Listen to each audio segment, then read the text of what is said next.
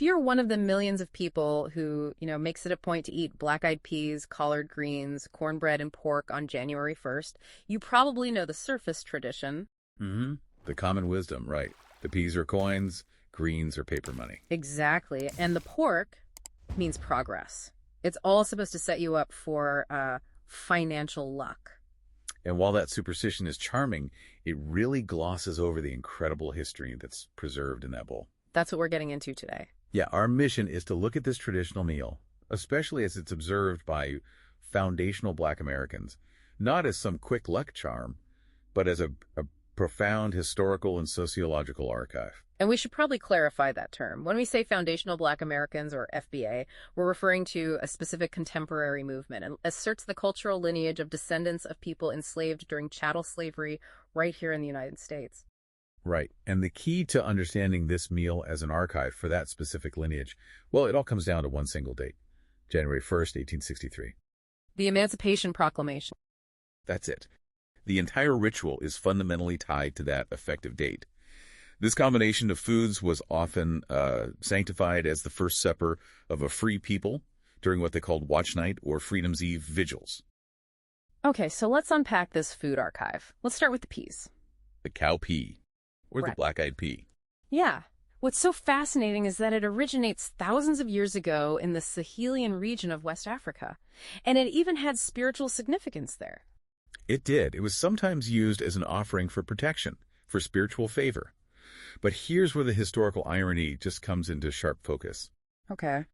That high protein density, the very quality that made it such a vital crop in Africa, is exactly what made the cow pea perfect for stocking slave ships. Wait, hold on. So the same thing that made it a spiritual offering is what made it essential for the slavers. Precisely. So the Middle Passage was literally the vector of transmission for this crop. Yes. Carrying this specific African plant to the Americas for the sheer purpose of survival on the journey. It's the ultimate symbol of involuntary displacement and at the same time, incredible resilience. Okay, so moving to the greens. Collard greens themselves are European, right? They are, but the method of cooking is distinctly African.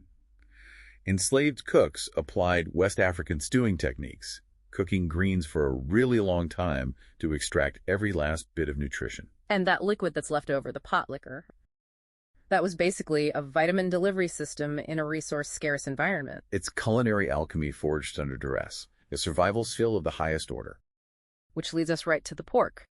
Exactly. And specifically the hog jowl, the cheek. The low-status discarded cut. Right, I've heard the folklore that pigs root forward, so that symbolizes progress. And that's part of it, but beyond the symbolism, it was a deeply practical choice. That high-fat jowl was essential for seasoning the huge portions of peas and greens. It made a vegetable-heavy diet palatable and, sustaining. Maximizing flavor and calories from the absolute bare minimum. Yes. Now, before we wrap up, we have to address the major competing origin story you hear all the time. The Sherman's March legend. Sherman's March myth, yeah. The story goes that in 1864, Union troops marched through, leaving the peas untouched because they thought they were just cow food. And so the starving Southerners survived on them, and that started the tradition. But that story is historically insufficient. It centers the whole narrative on Confederate scarcity, when in fact the tradition of cultivating and eating these foods predates Sherman's March. So the ritual of the New Year's Day feast, that's really rooted in the celebration of 1863's Freedom's Eve. Exactly, not the scarcity of 1864. So when you put that plate back together, the financial luck, the coins and dollars, that's just the surface. The real currency of the meal it's a monument to 1863. A monument to survival. The peas represent resilience and that connection to Africa. The pot liquor is pure ingenuity.